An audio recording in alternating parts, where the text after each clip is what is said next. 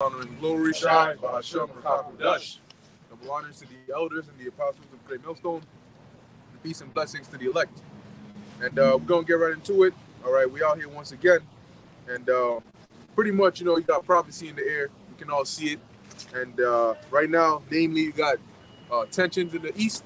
All right, we already knew about the stuff going on with Russia and Ukraine. And now you have tensions building up even more with Israel, Russia, Iran, U.S., China. Just a couple of days, yesterday or so, or the day before, they were talking about these air balloons that are from China that were caught over the U.S. airspace. And they said there's two of them, okay? Now, there were talks about possible EMP, EMP attacks and so on and so forth. At this point, you never know, right? The scriptures talk about a time like never before, and it could just happen suddenly just like that. So that's why we got to be on guard. As a matter of fact, you got that, right? It's the book of 1 Thessalonians chapter 5, verse 1. But of the times and the seasons, brethren, ye have no need that I write unto you. For yourselves know perfectly that the day of the Lord so cometh as a thief in the night. That's it. That's the day of the Lord so cometh as a thief in the night. So what does a thief do in the night when they come? They come sneakily. Why does a thief come in the night? Because they can use the darkness as cover. So the whole point is the day of the Lord is going to come unawares. All right? Shalom. And it's going to come unawares to those that are not watching, to those that are not looking. As a matter of fact, there's a scripture that talks about if a good man knew at what hour the thief would have come in, he would not have suffered his house to be broken into. Right? Yahushua said that. And we are in the stead of the good man watching. That's why Yahushua said watch as well as pray, that he enters not into temptation. Because we don't know the exact day, second, minute, and hour, but we know the signs of the times.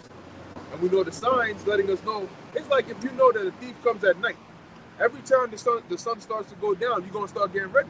Lock the doors, got this, get that ready, and let's be on the lookout. Like Home Alone. He knew they was coming, so he set up. That's it. Yep. And we are technically home alone because the master is in a far country right now. And he left us in charge to take care of his goods. See, the Lord gave a lot of parables likening the kingdom of heaven onto this and onto that and onto this. And that's because this truth, this ministry has many aspects of it. Okay? Huh? Many layers. That's it. Quick precept. It's the book of Ezekiel chapter 3, verse 17. Son of man, I have made thee a watchman unto the house of Israel. Therefore, hear the word in my mouth and give them warning from me. Right. So, yeah. And that's why the brother just said, the Lord has his men out here to give you the warning about the things that are about to happen. Okay? When you give somebody warning, that means you're telling them, all right, with urgency of some type of impending danger. And for years, you've had the men of the Lord being in street corners, all right, going on YouTube, doing videos constantly and bringing out information that was for so long called so-called conspiracy theories, man. And now we're living those so-called conspiracy theories, including the very so-called concept of NWO, and yet nobody's batting an eye. Nobody's paying attention. Do you know what the NWO comes with? They're talking about a whole digital enslavement. Right. And people are still walking around like, oh, it's like regular day. Nothing's going on, man. That's why the day of the Lord is going to happen to them suddenly. Because to them, because it's not being reported on the news like that, all right, they don't see anything. They don't see prophecy happening, man. They don't listen. They don't hear what we're saying. And it's going to it's going to come upon them unawares. And those will be the worst ones. When a thief comes in and you're not prepared, you're caught unawares, you can't defend yourself. You're going to get got. He's going to take your goods, and then you're going to be on top of the goods, man. He's going to grab you too. And in this case, a lot of people are going to be sent into these sea camps, man. When these FEMA camps come in, they're going to be the thieves that are going to be coming in very soon, man, because they're going to be intruding your space. It's not going to be a welcome visit. It's not going to be, we're here to help you and so on and so forth, man. It's going to be, the government has mandated this. We're currently under martial law, and this is it. Everyone who's living in this area code, this is what's coming. And this is how it's going to be, man. This is the reality. Some people are going to be transported 3, 4 in the morning to places you don't even recognize, man. You're just going to end up with a whole bunch of strangers, and you're going to be shackled, and you have no idea what's coming next. In prison. That's in Revelation, the 2nd chapter, and the 10th verse. It talks about that. Right? Can the brother get that real quick with a shot? Okay, that the devil shall cast some of you into prison. Now, it ain't gonna be just us, but the Lord it was focusing, all right, on us because we have to keep that faith, as the Lord said. Listen, man, if you're not of the elect, it don't matter how many days you tried and how faithful you try to be, the Lord ain't coming for you. So you're gonna be in there struggling. Look, you're gonna have some of these Edomites who are, you know, part of the Bible Belt. Some are Jake, but some are Edomites. You're gonna have some of the Edomites that are gonna they're gonna stand firm and say, "Nah, we're not taking that MOTV," and they still gonna eat a missile. You know, they're gonna see others getting beamed up, and they gonna beam me up, and the beam is gonna come, but it's gonna come down, and then they're gonna be, because that's how the Most High deals. The thing about Yahweh B'Shem Yahushua is he don't give a damn, and he doesn't have to. Right? It's not because, you know, in this society, you say, oh, well, you know, I mean, you do it for this guy, you got to do it for everybody. You know, if I get a gift for one, I got to get it for all. So I don't give a damn about all. Why would I need to get a gift for all? I said I was going to get a gift for one if you honor and obey me. You know, and the thing about it, too, is that the Lord already, it's called predestination for a reason. So the Most High is not a man that he's going to change that. And if he was to change that, then he would be a man that lied. It's impossible. And that's like pushing this kind of weird mentality upon a man just because I see you and your friends and I like you, and I gotta like all your friends too. I pay for all them. Yeah, like, but the thing is, you want me to take all of y'all out and pay for everybody's dinner, but I can't fuck all of y'all. You know what I'm saying? I can't have all of y'all at the same time. So why am I paying for everybody else? That's the same mindset. It's like, oh, the Most High should love all of us. We all gonna be part of His blessings, but we all not gonna do what He's telling us to do. We all not gonna adhere to the covenant. We all not gonna adhere to the Lord's statutes and commandments. We're just gonna do whatever we want, but yeah, we respect and expect Him to give us whatever we want. It doesn't work like that, man. You don't get hired to a company or a job, and then you go up to your boss and say, hey, you gave him a raise, and what about me? Well, motherfucker, I gave him a raise because of the work he does, man. You know what I'm saying? He's one of the reasons, he's the engine to my machine. So that's why he got that raise, man. You always not here, you barely here, you call out, your work sucks. You know what I'm saying? I'm looking for a way to fire you, and you got the nerve to come up to me and say, hey, what about my raise? That's the worst employee to work with. You know?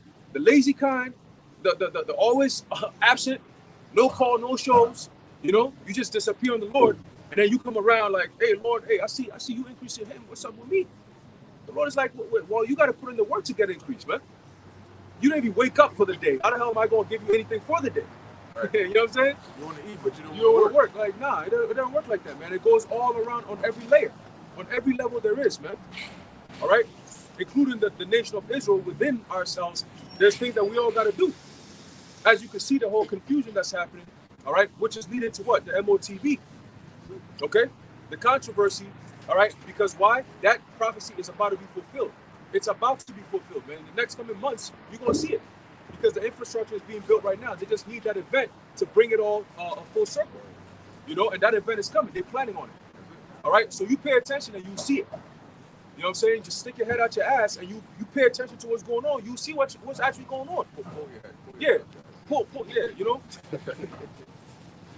Where we at? Oh, it's like we had a revelation, right? You read that.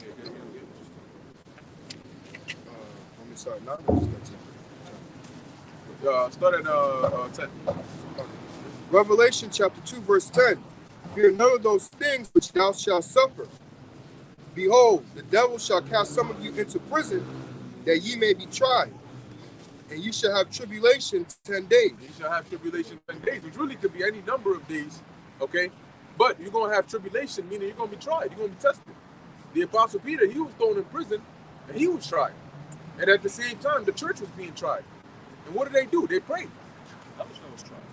Yeah, Yahushua, exactly. Yahushua was definitely tried. You know, now, did the church say, yo, you know what? Everybody go sign your garment and grab 2 swords. We storming up the prison. Right. we taking over the prison. So back up. You know what I'm saying? Like, they didn't do that. You know? Here it is, Thomas, you got the, you know what I'm saying? They, that's not what they did. They prayed in the upper room. The whole heist. Yeah, they planned it out. You go from the underground. I'm going to take out this guard and that guard. There's about 4 posts right here. That security goes off. It goes off around this time. You hit this thing in the back of the head, and I'm going to drag his body down. That's not how you you gotta work in the spirit, because when you, let's say you try to do that and you calculate 4 guards and you get there and instead Herod was like, you know what, make it 10 guards instead. Your plan ain't gonna work. The thing about real life is constant, things are constantly changing. You can never plan for every single outcome, but the Most High can. So that's why instead of you doing the planning, you put the planning in the hands of the planner. So when he's setting up the events, he says, all right, you know what? He asked for this, so as I'm setting up this, I'm gonna make sure that this part is good for him. But if you don't ask and you just barge on in here expecting shit to go your way, you way off. Doing it the carnal way at that. You can't go up against Esau, who is a carnal man. Yahushua blessed him with the sword. Oh, can we get that? Revelation 6, dealing with the red horse. He was blessed with the sword. Yeah, 6 and 4. All right, or maybe it might be a little lower than that, but he was blessed with the sword. So that is like Sparta. What's your profession? Well, Esau's profession is to kill.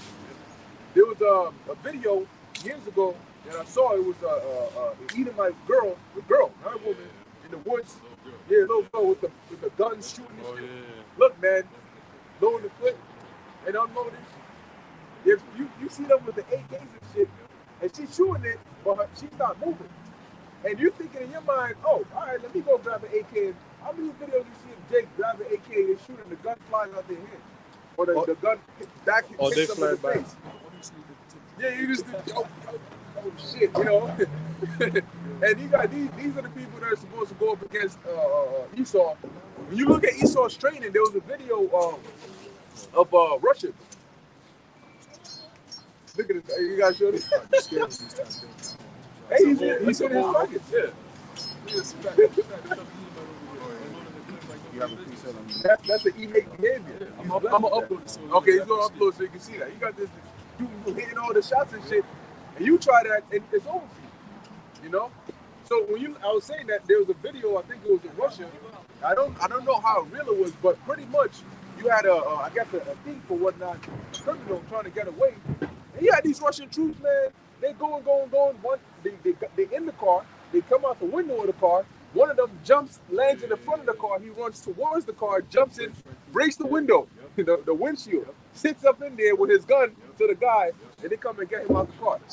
They don't play. You know, they do some real serious stuff. There was a video I was watching where there's a training. The woman got a weighted vest on, and she's running full speed, and the dude got a stick right in her face. Boom. You know, they actually pepper sprayed them in the eyes, and they tased them, and all of those things. Put them in cold water, and they have to hold their breath in cold water. So when they come out here, man, here it is, look at that. You know, and you got Jake out here. The thing is, Jake got that talk, you know, that spirit, like, yeah, what's up? I do what? Knowing very well that if some shit was to break forth, you would not be in a good predicament. You know, but that's just Jake. You know, it's crazy. It's worse too because Americans have been so coddled. Everything is given to you. Like everything is instant. No pain, no struggling, nothing. So when the hard times come, it's going to hit you the most because you've never experienced no shit like this before. That's why the scripture says that a time like never before. Why? Because the inhabitants of this land are weaker. It tells you in the book of, I believe, 2nd Ezra. I believe 2nd Ezra tells you about that, where it says that people gonna be weaker through age. Yeah. You know, especially here in the West. You know what I'm saying? The food that you eat. You know what I'm saying? That's why a lot of people are sad. Okay. The standard American diet. Everybody's sad, man. You know, you eat McDonald's. You know what I'm saying? There's no balanced diet in your meal. There's no balanced diet. You know what I'm saying? People just eat whatever. You know? And the doctors, I was reading something yesterday. It says that Americans pay the most in health insurance and they're the most unhealthiest people on the whole entire planet. Like, what sense does that make? With the most advanced, you know, they got the advanced doctors and technology and all of that. All the experts, all the technology, all the medications, dietitian, all this shit. They all got signed for everything. And yet, you know what it is? Esau being the devil that he is. He creates these diseases, gets everybody sick, and then he says, "Oh, here's my treatment. Here, come take it." That's it. You see? That's why this place, man, you people are in trouble, man. Plus the curses too, man. You know, because the Lord said that He was gonna send all those plagues that were written from Egypt and in the book, And the and things are ones not that are written. written in the book. So you got high blood pressure, gout, which gout is something that they used to get back then. The king's disease. Because the kings used to eat the meats, a lot of dainty foods, and then you know if you eat, yeah, exactly. If you don't balance out your your diet with some alkaline foods, you know, and then so on and so forth, and you raise that pH level, you get so acidic, it introduces a whole bunch of diseases because it's all bacteria, and bacteria, just like you like warm places. When you're a baby, the embryo has to be a certain temperature in order for the baby to be able to properly grow, right? It's the same thing for these bacteria. And when your body starts to become an environment that's good for them, sufficient for them to grow, what do you think they're going to do? They're going to grow, and then you're going to start getting sick. The same way with chickens and eggs. When they lay their eggs, they got to sit on the eggs for a few, how many days? I believe it's almost a month, all right? Because they heat. You know, they'll get up and it'll come back. They'll get up and it'll come back. And in the process of time, the yolk becomes an actual chicken, you know? And then you see them hash, I think 28 days, so almost a month, I believe, you know? And then they sit on the eggs, they have this perfect temperature for it. So even nature shows you just how amazing the Lord is. Like, damn, Lord, you actually thought about all these things, you know? That's it. And to your point, mosquitoes do the same thing. Mosquitoes go to dirty waters. Right. So they're going to go to whatever environment they can flourish, and disease is going to flourish in an environment that's acidic, and that's just like the king disease. Them damn mosquitoes, man. I honestly don't know the purpose of mosquitoes. I don't know. And freaking fruit flies and shit. They just fly around and annoy you. Houseflies. They're house flies. They don't belong in the house. Huh? They said to cut the mosquitoes to clear the disease. Oh, really? Somehow with the blood they take the people. It was something I did hear.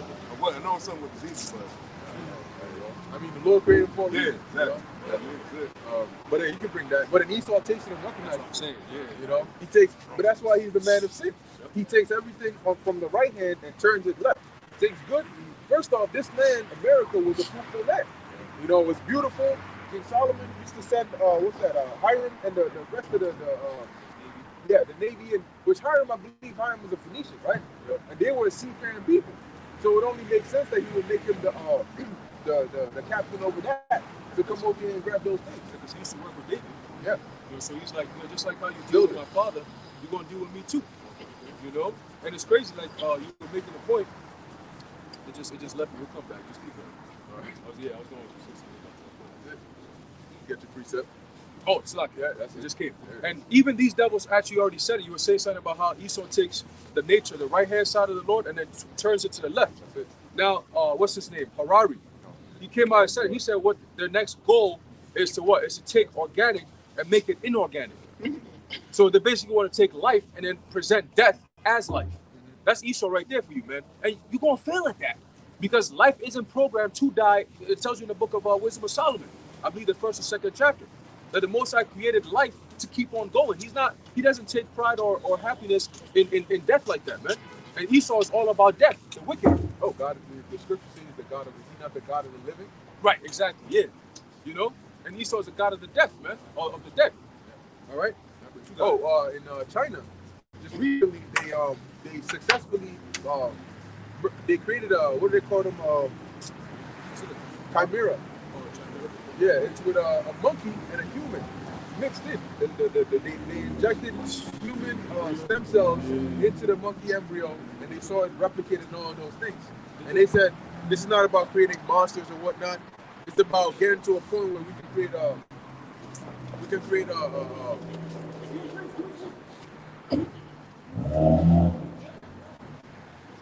it's about getting to a point where they could create be able to make transplants, you know, so these animals can grow those organs for humans. But that's completely out of order, you know. That's okay. You can break that out. This is Habakkuk chapter 2, verse 5. Yea, also because he transgressed by wine, he is a proud man. Neither keepeth at home, who enlargeth his desire as hell, like the brother was saying, meaning the grave, that this man is all about death. And is as death, and cannot be satisfied, but gathered unto him all nations, and heapeth unto him all people. That's it. And that's they kill people through what? Mentally, physically, emotionally, spiritually. All right. Esau cannot be successful if everybody's alive. You can't go to sleep without doing wicked. Exactly. So his job is, in order for me to thrive and be successful, people got to be in the mindset of death. That's why everything in America it promotes death. It does things that's going to lead to death. The food that you eat, like we mentioned, the philosophies, the mindset, the way people even think.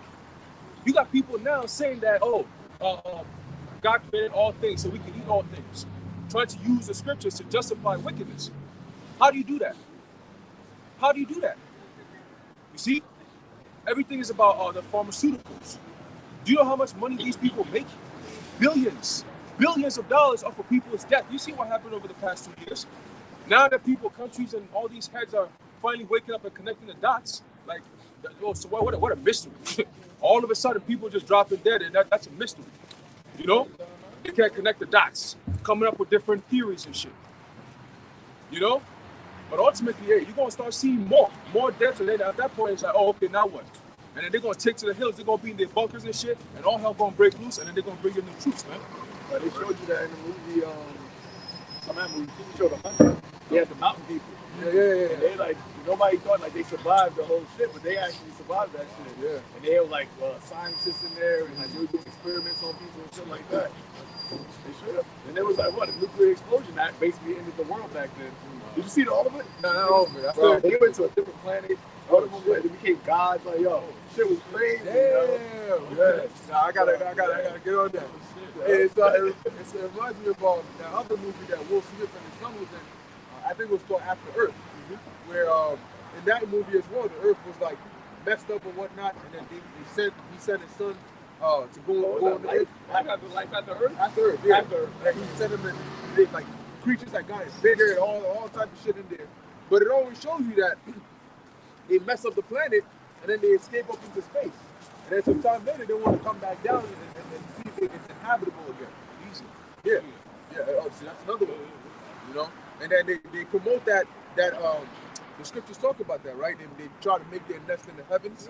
That's where the Lord bring their asses down, which is really talking about the satellites and the rockets they were doing. But they still got them space stations that they're gonna try to go up in there too. But the Lord's gonna find their asses wherever they go. He's gonna meet them. Yeah, he's gonna meet them. You know, and then he's gonna pulverize them. You got it, bro. So it's gonna be an interesting day when Yahushua comes back, man. And we're gonna see. Right now we see Yahushua through the scriptures, but we're gonna see him in action. You know, we're gonna see his personality. We're gonna see his demeanor. We're gonna see his face. We're gonna see all of that. The way he thinks in real time. Like, you know, we're going to see his actual self. Because when he was leaving 2,000 years ago, he looked different when he comes back. That's why John, in the book of, was it 1st or 2nd John, where he said, 1st John, where he said, we don't know what he's going to look like, but we're going to be like him when he comes back. So that means we're going to get those glorious bodies, because the scriptures tell you now in Matthew 24 that he's coming with what? With power and great glory. Right? And he also said, well, that I shall not meet thee as a man. So what is he coming? Who is this? You know? What's that? It was Isaiah who asked, who is he that cometh from Edom with dyed garments from Bozrah? You know?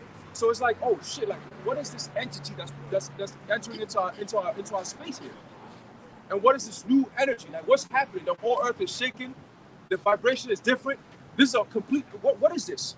And that's what we're gonna see. Power versus power. Esau, where you at? Where you at? In the scripture, they said the whole earth will because of this. Yep. Like Revelation 1 and 7. Imagine one person's appearance makes everybody just that afraid. That's like in the Avengers before Thanos came.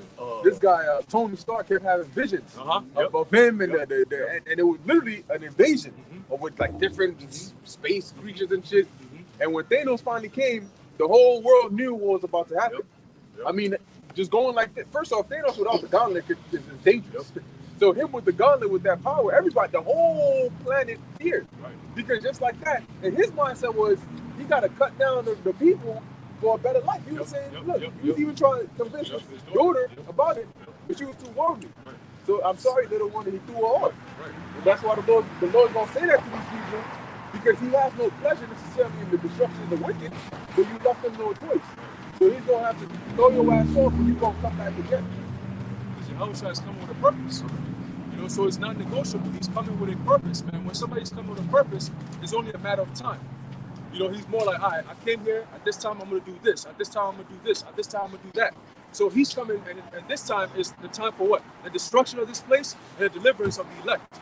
You see? So that's a purpose that's going to be handled as soon as he gets back. Within 1 hour, this place is going to be done. We're telling you, we're letting you know. And these elites know that. They show you that in the movies all the time, and they're preparing with their billions and billions, are preparing to leave everybody else here while they get to escape. Like the movie 2012. Exactly, like the movie 2012, yep. You know? So, hey, man, listen, we there. As you can see the title, the day of sudden destruction is fast approaching. All right? And you're not going to see us here any much longer very soon. You're not. You know, so you can feel in the spirit, yo, we get to that time, man. You know, we get to that time. Everything, they're showing you. These devils are coming up boldly proclaiming certain things, and it's like, oh, shit, like, damn, we don't even got to even say this what they're saying. Now they're saying it. We just show you. Right. You know? That's the one. I think that's it. Oh, no, I was gonna add to the point with Thanos when he came on the earth before he killed the Vision, he took the stone from his head. For Vision? Yeah.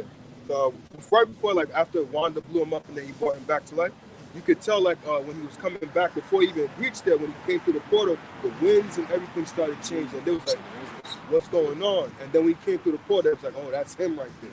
That's so where did they get the concept or the idea for a movie with that? Where did they get those ideas for those stories?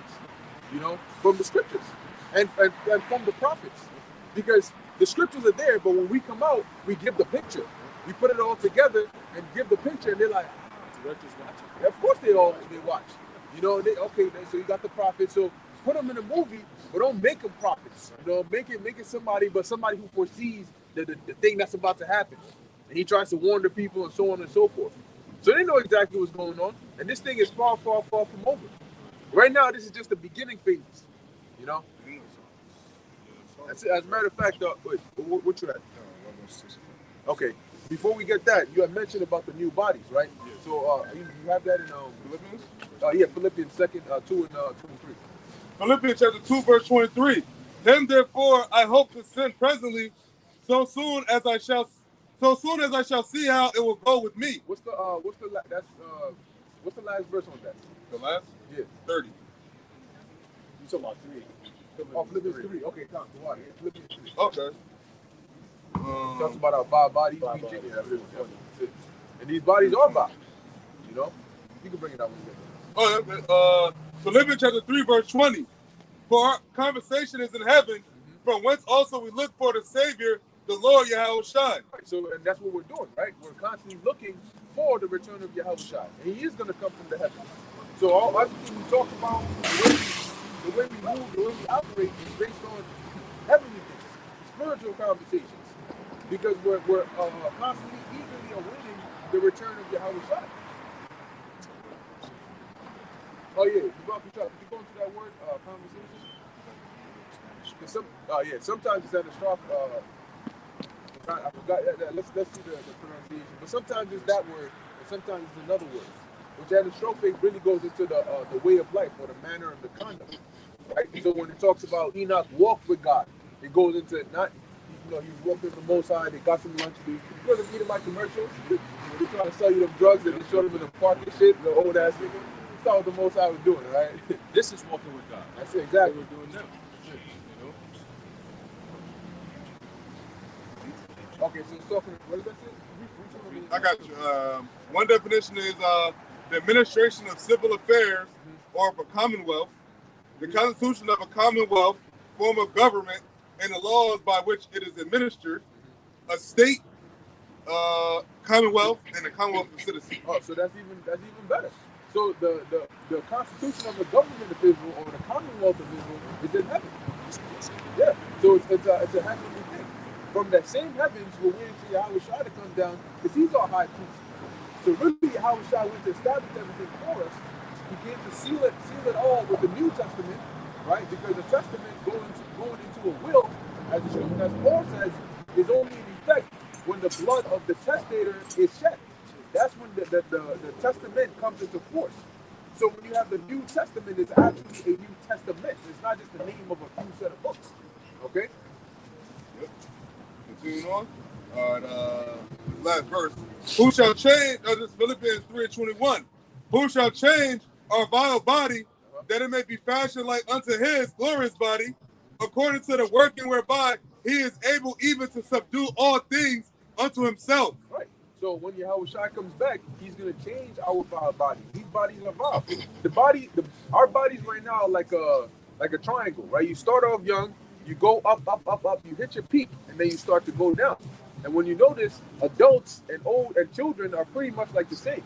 They're both small, they both start losing their teeth, their mind starts to go, your mind starts to revert the older and older you get, right? You get weaker, you forget things. They gotta put a bib, they gotta give diapers to them. They become like babies again because they're nearing their exit. But when you hit your prime, that's when you're in the prime of your strength, your beauty, your peak, and all of those things. And then eventually you start to hit a decline. And that's the vileness of these bodies.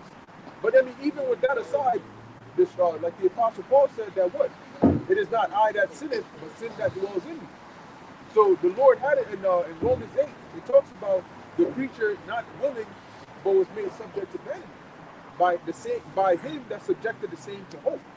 So the Most High subjected us to vanity, meaning that it's not like he just makes you sin, but he just made it so you're not sinless. You cannot. You're an imperfect program. So at some point you're bound to break, and he likes that because then you come to him with that contrite spirit, and then he can fix you up, patch you up, and send you back out there. You're trapped in sinful flesh. You're trapped in sin. You know, that's why it says that the change of darkness. The vile bodies is the fact that we have a mind or like a programming to be perfect, but like you say, your CPU or whatever is good, but like every other process that you have is like messed up. Like you're I don't know how I'm not saying that shit, but yeah, like we have a spirit to do good, but the actual vessel that we're in is subject to go off. Right? Flawed. Yeah, it's a flawed. It's a flawed body. Yeah, Paul said that. He said, the thing that I would, I do not, and the thing that I would not, that I do. So it's like you want it. When you have a chains on you, you can move, but you can't move the way you want to move. If you want to run, you're limited to whatever the length of the chains are. You're in the fall you trying to do, you can't do that. You know? So that's why it says, yeah, you're not free. So in your mind, you want to, but your body's not really permitting you to. And that's why when you go off, you may light a fire on the Sabbath. When you catch yourself, you instantly feel bad because that wasn't your intention. We don't sin with intention. You know? That was it, right? Yeah. You gonna say something? No. Okay. I was just gonna say that Esau capitalizes off of that by making this place a simple place and promoting wickedness. Yeah. So he appeals to your flesh. The second, the book of Hebrews, the second chapter, you get that where it says that he that has power over death, that is the devil. Because Esau, ever from the beginning, he came, actually going back to the serpent, he knew what actually brought death. You know, he knew the fact that disobeying the Most High for Israel, for the sons of God, would actually bring death. That's why it says that death came into the world through the envy of the devil. Because the sons of God didn't have that. They didn't know or experience what death was going to be. But he, having the ability, he's the man of sin, the wages of sin is death. He brought that into the world of Israel, the world of the sons of God, because he wasn't given that I guess you would call that gift of immortality. And that's why even to this day, everything he's really doing is to bring death upon Israel, who's trying to increase or trying to make his life longer, or basically to get immortality. Through technology, all these things, like that chat, what's that called? Chat G. They say that you can talk to a dead one, somebody, dead loved one. They can actually recreate their voice and like all that shit. But like he's trying to create pseudo immortality. That's what he's really trying to do. Which he knows, but that goes to show you that he knows that immortality is actually something that is achievable and real. He would never be able to get it. I think Harari said something about that. How organic creatures, like, they expire. You know, they die. But inorganic creatures, they can go on forever. So if he can change you from organic to inorganic, like in the TV show, is it Upload? Upload. Yeah, where they can, when you die, you can choose to have a natural death or an artificial death when they upload your consciousness into the like a server somewhere. The metaverse. The meta, pretty much. And then they got to a point, I don't think I ever finished it, but they got to a point where they were testing downloading your consciousness from the server into a body. They did it in the second season. Oh, they did? So that's artificial immortality right there. And you put you right back in the same. Basically, that's him doing reincarnation. I want to say, you said He's really trying to be the most high. you said fuck the consciousness. Yep. and the scriptures say that no man has the power to retain his word. Yeah. So at the end of the day, that's like when what they're trying to do, even with the reanimation of the dead loved ones, is they're trying to capture your physical traits. Certain tendencies you have, the way you think, and what they do is they plug all of that into a system that then takes it all and tries to build a character off of that. But that's not necessarily you, because it is limited to what the input that you give it. That's the thing about all these programs they build. They're only as smart necessarily as their creator. They can't actually think for themselves. They only do as much as you can program them to do. But if you don't give them the input, then they're limited with that. You can give them something, they can take it and do this and do this and do this and do that, but they can never come up with something original. That's why Esau does all this data collection, Right. because they want to feed it to the AI so AI can interact with humans, because it's human interaction that they're going to be dealing with anyway. So a lot of things, you make a call, you be speaking to a robot. Nowadays, you can't be talking to nobody no more. So you got customer service, but it's robots that's servicing you. You see what I'm saying? AI, everything is all AI. So that's them creating that mindset, MOTP mentality, because everything that you're going to be used to anyway is going to be tech anyway. So shit, what's the difference between interacting with it and it being inside of you? At this point, it's like, okay, let me just be a part of it, because I'm always in the world anyway.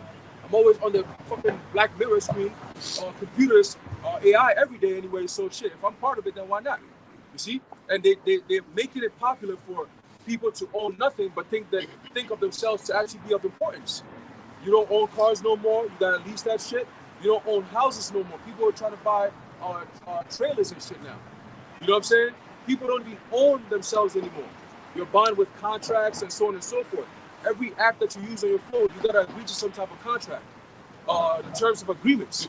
Within those terms of agreements, it comes with a whole lot of shit that if they were to say, okay, this thing is kicking in, you're fucked. You know what I'm saying? You're fucked because you agreed to it already. You see? Your banks, all these things that you gotta sign papers and all that shit. Listen, people are in a world of hurt they don't even know about. That's why it's gonna happen suddenly, man. And now you're caught in between where you gotta make that decision. You see? So that time is coming, that decision time is coming, man. All the games are gonna stop. All the games are gonna stop. And you're gonna remember, shit, those men were right. Now what do I do? And we're not gonna be to give you answers, man. Yeah. Because we're thinking about what we gotta do. All right? I think it's what you mentioned, or similar. There's an article from The Byte. It says AI tool, deep nostalgia, lets you reanimate your dead relatives. Pretty much the modern day Witch of Endor. Yeah. That's something like that, but I know that it's called ChatGPT, yeah, I've heard about that. Which was actually bought by, or they're in business with Microsoft. Oh, wow. You already know with that. That's far behind. Yeah. I mean, he's the same guy that's trying to create, he said what, synthetic eggs? synthetic eggs. Yeah, like lab-grown meats and all, 3D printing meat. Yep. And they actually gas it. Like, you got experts, so-called fucking scientists and doctors saying, oh yeah, in the future, we're going to be able to do this. Like, bitch, get the fuck out of here with that shit, man. Anybody want to hear that shit? What is this, man? What the hell's going on? You mean to tell me that we got actual cows and you niggas want to kill them off so you can make 3D meat? Yo, Esau, man. Yo, hey. But then they break the Hey, some happened in Canada recently, where I think they had to release like 100,000 gallons of milk because they said that they had a certain quota. In Canada, the farmer had a certain quota of milk, and they said if you go over the quota, then you have to release it, or you have to just like get rid of it. They got homeless people starving, but this devil makes rules to where the milk, if you make too much, you did too well, so you just gotta throw it out. You gotta remember too, if you go to the restaurants in the AC in Vegas, if you the restaurants after a certain amount of time, the buffet joints, they throw all that food away. Yeah. And they said like 40%. No, I'm saying, but they got the big buffets. Like, they be having like mass melts, like the cornbreads and all that. Like they throw all of it away at America's when the restaurant closes. Yeah, I was just gonna say Babylon is wonton like that. Like you got this country, like we said, is so gluttonous and so greedy, and people eat so much. But how do you have so many homeless people starving? I used to work in a hospital, and they used to have these big lavish events for all the like directors of the different departments. And this is in the Bronx. You had all types of homeless people starving outside. Jake messed up, but they would just dump the shit right in the dumpster. I was feeling bad. I would like get a little plate and give it to somebody, but it's like it's so much waste, and that's why another reason why the Lord's gonna destroy this place. Oh, I had put in the group chat. There was a video also where they you seen like a bunch of people down in Austin, Texas, dumpster diving, and they were basically picking out good food, like food that was boxed up, whatever, and putting it on the cart. So that just goes to let you know that the system is just fucked up because they just ain't throw all that shit away with them instead of just giving that to the needy. People need that food. There's people still food. And it was mainly Northern tribe that was getting that food. You know what I mean? So it just lets you know that we the person's heavy, man, when it comes to like food and trying to pay for food and trying to pay other bills and trying to just survive in the system. You know? Right. So the scriptures talk about the unrighteous decrees and how they don't consider the widow or the fatherless, because that represents those of us that are at a disadvantage. Really, Israel as a whole, but those that are at an extreme disadvantage, because the widows and the fatherless are usually those that will be out there begging and so on and so forth. Because if you were if you were a widow, you're pretty much now under the jurisdiction of your husband, and he's the provider for you. And oftentimes, if your husband died or something happened to him, like the widow woman that came crying to Elisha, saying that her husband owed these people, and now that he's gone, she can't pay for it, and they want to take her sons as slaves, basically. So the widows were always in that position where they were at a disadvantage, and also the fatherless. If you don't have a father, it's hard. If you exactly, if you can't find somebody to take you in and have you as an understudy or a servant or something like that. And sometimes that's how you would have Israelites sell themselves as servants to other fellow Israelites. Quick precept that the elder called for. It's the book of Hebrews chapter 2, verse 14. For as much then as the children are partakers of flesh and blood, he also himself likewise took part of the same. Hey, and that right there, once again, touches back that how the Lord really created Israel to be on a different level. It says as the children were partakers of flesh and blood. Okay, that we fell from our first estate because we were created to be in the image of the Most High's eternity. So yeah, that's why it's really hard to imagine. That's why John said that we don't know what we shall be like, because we're going to be on the earth in a terrestrial setting, but our actual bodies are going to be extraterrestrial. It was going to be extraterrestrial. Really, it's really actual celestial, because I believe that's 1 Corinthians that says that we earn to be clothed with a body or vessel made from the heavens. So the bodies that we're going to have is going to be, it's really, you can't really imagine it, because it's going to look terrestrial, but it's going to be from the celestial. Yeah, the way like the flesh, even though the blood, I'm sure we're going to have blood, but it's going to be like this. They're going to be different because it's coming from heaven. Yeah, it's like it's already set up. So we just get. I was telling my Eve the other day. I said, it's crazy how it's like like the Apostle Paul said, in the twinkling of an eye. Mm-hmm. Your eyes are closed, you get beamed up, and then you open up your eyes, like you wake up and then you're just in this new body. You're in a body that wasn't born. Yeah, it's already dead. You didn't come from the woman.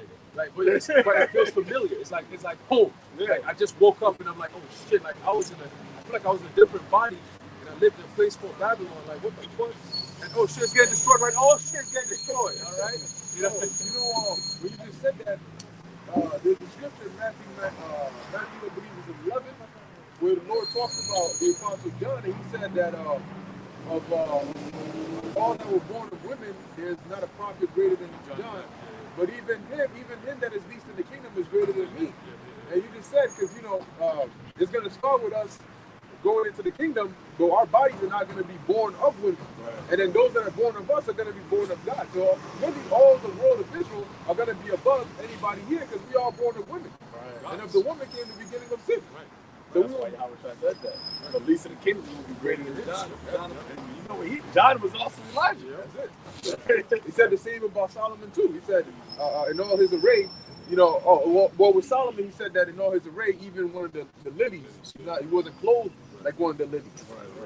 Yeah, because the Most High intricately clothed those lilies, and even with the finest seamstress or whatnot could not make clothes for Solomon as fine as those lilies. You know. Got a little bit more here. Like I said, this is made. Did you raise your hand up? No. Oh, okay. I do have a scripture, but I ain't reading it. All right, we'll finish this. So continuing Hebrews 2 verse 14, it says, he also himself likewise took part of the same, that through death he might destroy him that had the power of death, that is the devil. And that goes back to what the Lord told Cain, that if you do well, you'll be accepted. But if not, what sin lies at the door? Now to have so it shall be thy desire. And when sin is completed, it brings forth death. That's why following after the ways of this world is what death. Like a carnal mind is death. And that's what Solomon said. That's what Esau pushes out in this society. Everything is all about the pleasures of the flesh, the pleasures of the carnality of the mind. You know, and that's the condition of the battle, because we're in a fleshly body, but we're trying to fight the temptations of flesh. I was trying to say that the spirit is the new building of the flesh and weak. That's not for everybody. That's just really the elect, the ones who are given diligence. Everybody, they don't have a battle in their mind between the spirit and the flesh. They just are subject to the will of the flesh. They don't even think spiritually. They don't even have that inclination of, like the spirit is something that is trying to get me stop doing wickedness. Nah. Yep. I saw a caption. So they literally put, "I got sin on my mind. I'm on demon time." That's it, man. But spiritual, right? The spiritual, how the elder quoted that precept, right? Sin lies at the door. Now, when you read in Revelation 3:20, Yahweh Shai talks about standing at the door and knock. Which the door represents your mind. So you have, like you said, if you don't do well, sin lies at the door. So it's always there. Just like now, the elect have the Yahweh Shai who's knocking at the door, and they let him in, so he kicked sin out the way. You know, that's like if you come to the door, you see somebody else knocking there, and you kick them out the way, and now he came and knocked, and you let him in. So now sin is gone, but guess what? The demons will keep coming right back, right? They go around, they lurk in the places. You know what I'm saying? They look in the places looking for a home, and then when they come back to see if you're available. You know? Yeah, it was actually talking about brother mentioned Israel, but being far away from their first estate. This is the book of Isaiah, chapter 45, verse 4. It says, "For Jacob my servant's sake, and Israel mine elect, I have called thee by thy name, I have surnamed thee, though thou hast not known me." Verse 5. It says, it said, if surnamed us by thy name, that name is very important. That's the name Yasharallah, sons of the power. That's why these Amalekites, when they went to deceive the whole world, they could have took any name. You know, they could have said that they were Ishmaels. I mean, they do try, but I'm talking about the actual elites. You know, the 48. They could have said that they were the original Ammonites, Moabites, but they stole that name. That name.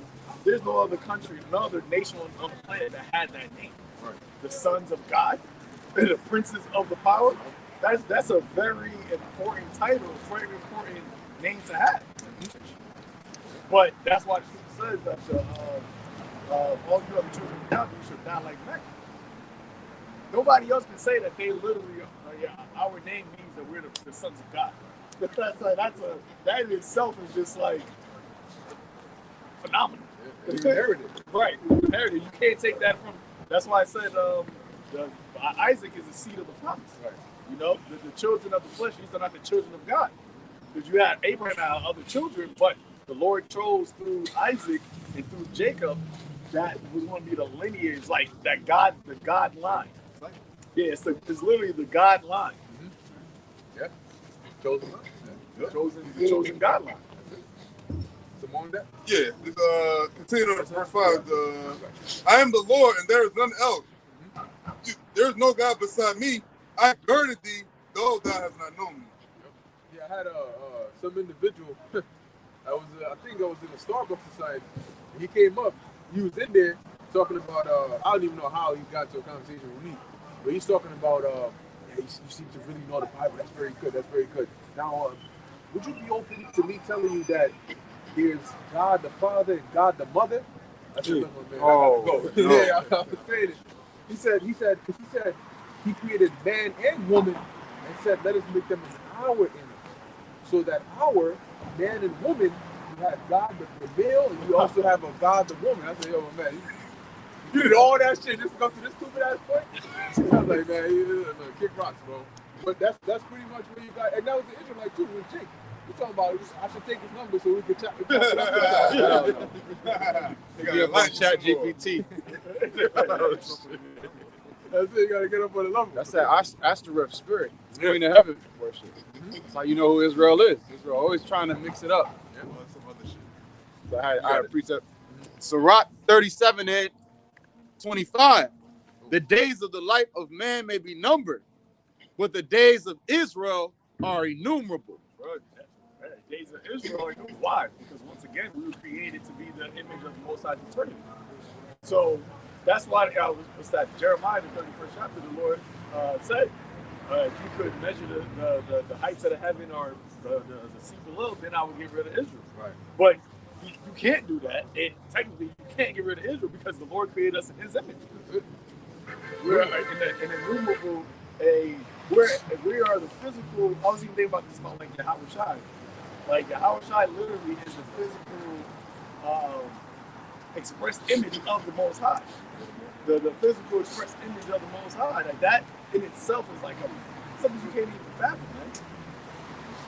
To add to your point, through the Spirit of the Lord, we're teaching Jake and telling him that through Yahweh Shai, we're going to have immortality. We're going to live forever. And this is how you know Israel's the saddest people, and this is our people, because they hear that immortality, never being in pain, not having to deal with any issues, no bills, and they hear that and like, nah, I'd rather smoke a meta blunt with Biggie in the Chat GPT metaverse, like some bullshit. Meet a celebrity in the metaverse. Oh, I can meet Tupac and Biggie again, and capture their essence, instead of receiving Yahweh Shai. You know, so that's how you know who Israel is too. That's how far they fell from being spiritual. Because the Lord said what?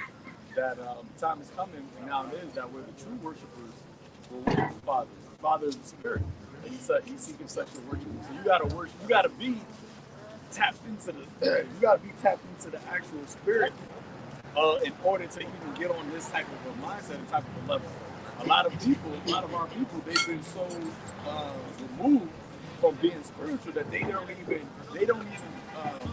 can't even consider immortality. Right. What that actually means, what that actually is entailed.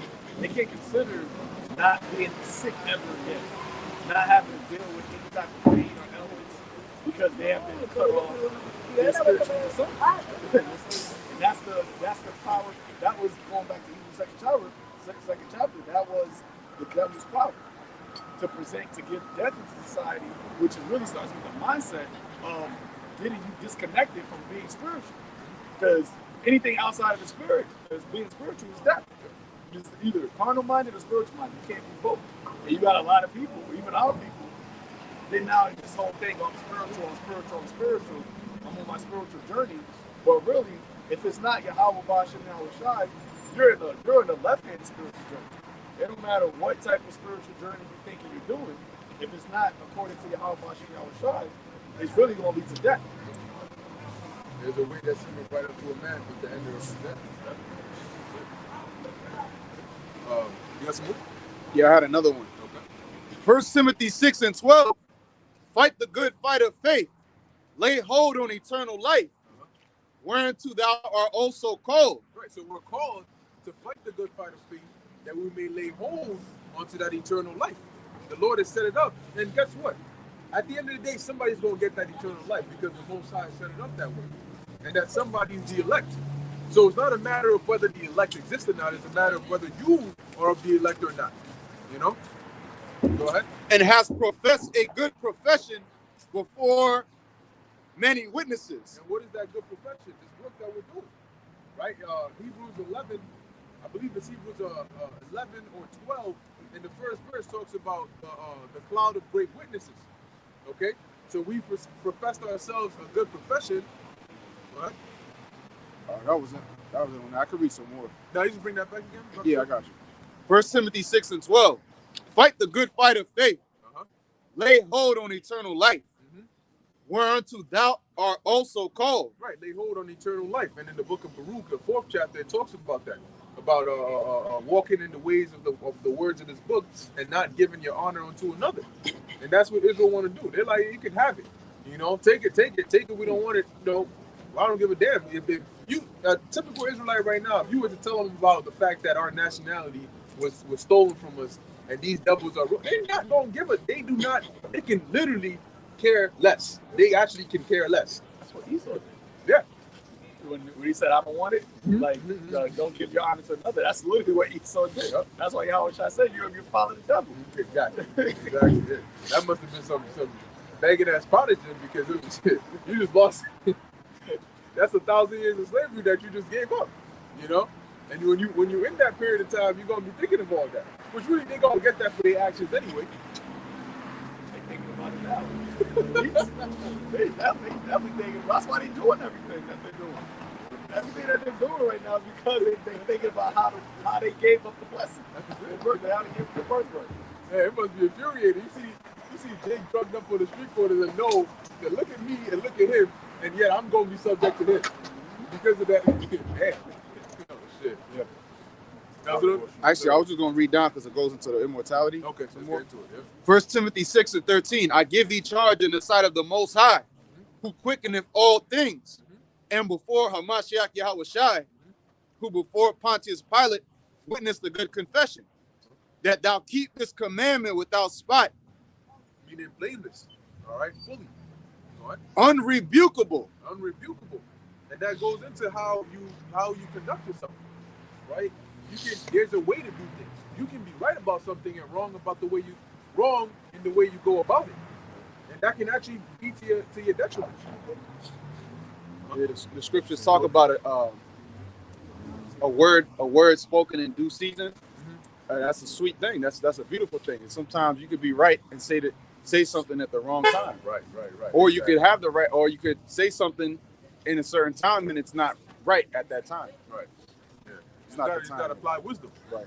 You know when to say what in righteousness. That's why the Lord spoke about being wise as serpents and harmless as doves. Okay. Go on.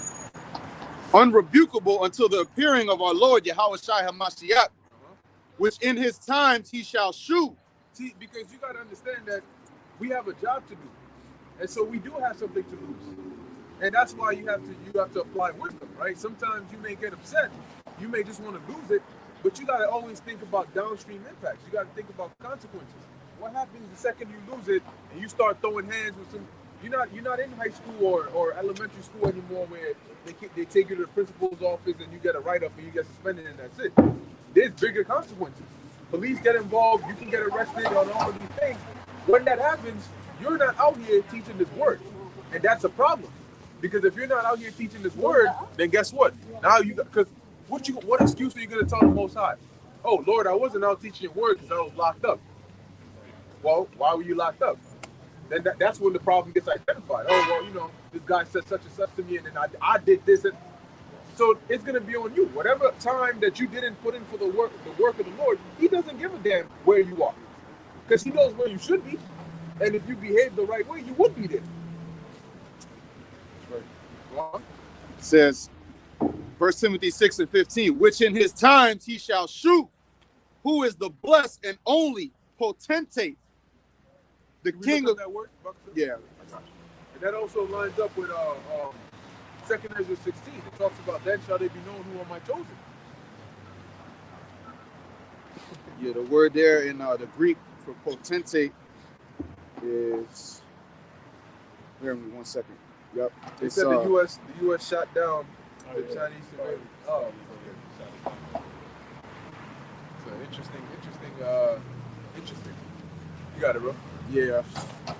iPad ain't working. Oh, it's all right. That's safe. See. That's okay. I'm trying to click on it.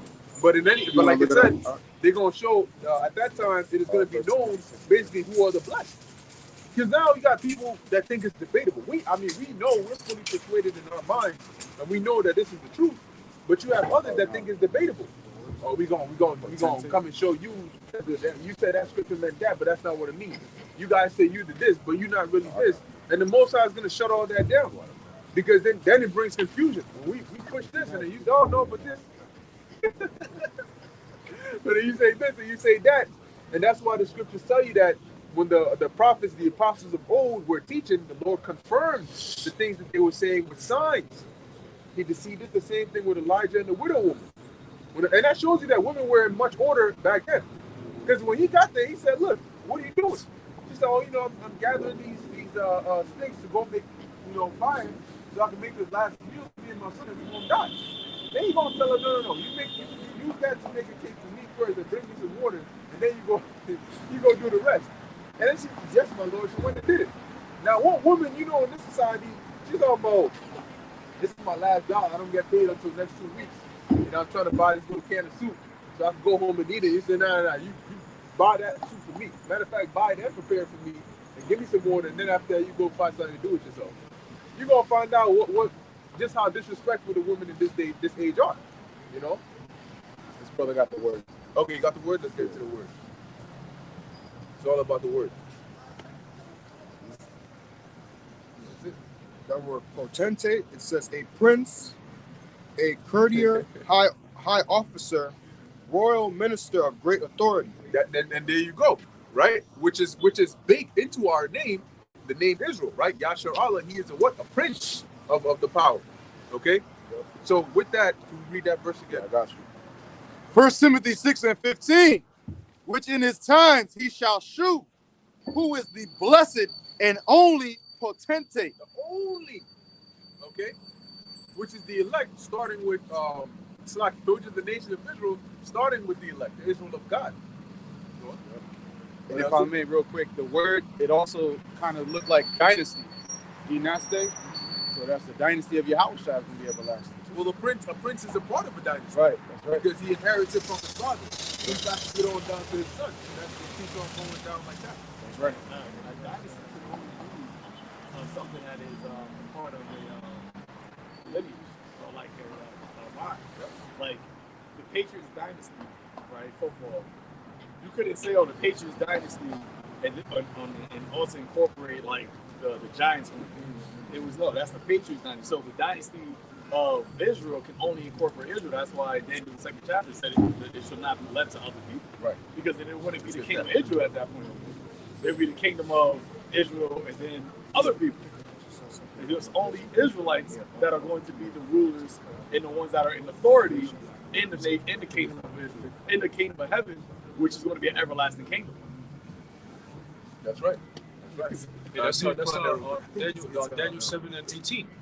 Daniel saw the vision that the saints shall take the kingdom and shall possess it forever, even forever and ever. They'll say everybody's the same. When you go back to what a saint is, he that made a covenant with the Most High by sacrifice. That's it. So, I want to read in the etymology word dynasty. It said a race or succession of sovereigns from the same line or family governing a country. You can look up sovereign. It's a race. And that goes back to the word Raza, meaning what? Seed. So a seed of succession of a nation. Even after you superior, ruler, master, one who is superior to or has power over another. Bring it back. Superior, ruler, master, one who is superior to or has power over another. So who's the one nation that the Lord made superior? Going back to the word dynasty and the word sovereign, the only nation that could be considered a sovereign is who? The Israelites. You can get that for me? Deuteronomy 7 and 6. That's the spirit. That's exactly what I was thinking of. Yep. Deuteronomy 7 and 6. It says, "For thou art an holy people unto Yahweh thy power. Yahweh thy power hath chosen thee to be a special people unto himself above all people that are upon the face of the earth." Boom. So by that very definition, only the Israelites are the only nation of people that can be sovereigns. Okay? And we're the only ones that are nobility. And nobility is timeless. All right? So when we get to the kingdom, guess what? We're gonna be rulers, nobles, meaning we're at the top of the top. The one nation that's ruling over the whole entire earth. That's what it means to be in the kingdom of Israel or in the kingdom of heaven. The kingdom of heaven is going to be ruled only by the 12 tribes of Israel. It tells you in the book of Revelation, the 7th chapter, who the Lord is going to crown. It's very specific. Okay? And it matches up perfectly with all the prophets and what they saw in the past. Going back to the book of Genesis. Okay? Going back to the blessing that the Lord gave to Jacob and Esau. That's it. Okay? And that's being fulfilled right now as we speak. Okay? Jacob holding Esau's heel. Okay? Esau is the end of the world. Jacob is the beginning of it that followeth. So we're in that transition period. That's the times that we're in now. Everything you're seeing us do now is what? During the transition period until the kingdom of heaven. All right? That's it. Is that nobles? Jeremiah 30, verse 21. Oh, I see something. Their nobles shall be of themselves, and their governor shall proceed from the midst of them. And I will cause him to draw near, and he shall approach unto me. For who is this that engaged his heart to approach unto me, saith the Lord? So the nobles are going to be of themselves. We're not going to, was that Isaiah? Was that Isaiah 10? No longer should they stay upon him that smoke us. You know, that goes even back to the law that have setting up a king of another nation. You know, our people are all into voting for the congressman, for the president. Whenever you see this, and it's so amazing. Whenever the time of election time comes, those propaganda commercials always directed towards Israel. I'm like, yo, you say that we're only quote unquote 13% of this nation's population. Why in the hell do all your slogans and all of your commercials is always pushing with Jake going to vote? Yo, we gotta get the black vote. We gotta get the black vote. And it's really because it starts with Judah, because that once Judah goes for a particular person, then the other nations won't follow. That's why they said that Biden was Biden was the first president to have this many Latin votes. But who they really push it towards? They push it towards Judah first. But in the kingdom, our nobles, our governors, our leaders are going to all be Israelites. The thing is, right now, people can't fathom that. They can't fathom an Israelite being in a position of power and authority and actually ruling over. Jake don't. That's why even in amongst camps, man, you got camps where brothers don't have fallouts because they don't want to be subjected unto a rank and order, man. That's why ultimately when Yahweh Shai comes, he's gonna shut it all down, man. We're gonna shut down. Yahweh Shai and his order and the first fruits in their order, man. And that's what it's gonna be. I mean, Yahweh Shai did say, he told us that we shouldn't have that kind of mindset. He said that's the mindset of the heathens, man. That, who's going to be above who in the kingdom, all this. He said, we don't move like that. You know, as a matter of fact, the greater shall be the young, the greater shall serve the youngest, man, or the smallest. You know, he's the greatest, so that's what he served all of us. He sets an example. He sets an example. You know, but like the elder said, who's going to be the kings in the kingdom? The nobles. It tells you the 12,000 out of each tribe. 144,000. That's your nobles right there. All right? One more verse. I'll read 15 again. 1 Timothy 6 and 15. Which in his times he shall shew, who is the blessed and only potentate, the King of kings and Lord of lords, who only hath immortality, dwelling in the light which no man can approach unto, whom no man hath seen nor can see, to whom be honor and power everlasting. Amen. And as it says, everlasting. See, that's one thing that the so-called Christian church never tells you. I mean, they speak about it, but they never go in detail about everlasting life. They don't explain it, but that's written in the scriptures. Now you gotta ask yourself, wait a minute. They say heaven is in the spirit world. You go to when you die, you either go to heaven or hell, right? But then they tell you that after you die is where you're gonna have everlasting life. Life is when your spirit and your body are here on earth. So how do you have everlasting life after you're dead? But ask the pastor that he's gonna kick you off the church. He's gonna say, look, you're gonna go mad if you ask those kind of questions. But when you go into, you get that real quick in Revelation 21, it tells you that the kingdom of heaven is going to be here on earth. So everlasting life means life here continues and continues. That's immortality. And that ain't for everybody. It ain't for everybody, you know? Because every kingdom that ever ruled on this earth, every kingdom that we know of actually took place on this earth. And they all had a certain type of people ruling at that certain time. You had the Greeks who were ruling. There wasn't nobody else that was ruling. All right, there were people who were before them. The Persians, the Assyrians, all right, the Medes, all right, they all ruled at a certain time, the Egyptian time, all right. Then you had the Romans who came in and ruled, all right. And you have who's ruling now? America. This is the second Roman Empire. So they're ruling everything. When you go back into Roman history and you look at American history, it's almost identical. Same people. It's a carbon copy, like they say. You see? Coins.